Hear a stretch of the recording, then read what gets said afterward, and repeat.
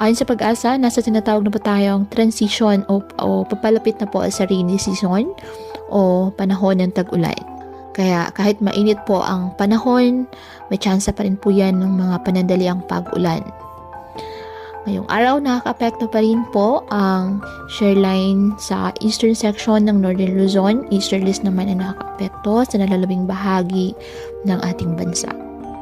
Wala po tayong bagyo o low pressure area na minomonitor ngayon sa loob at labas ng ating PAR na maaaring makapekto sa lagay ng panahon. Ngayong araw, dahil sa shear line, asahan pa rin na maulap na halangitan na may kalat-kalat na pag-ulan at thunderstorms sa Cagayan Valley, Cordillera Administrative Region at Aurora.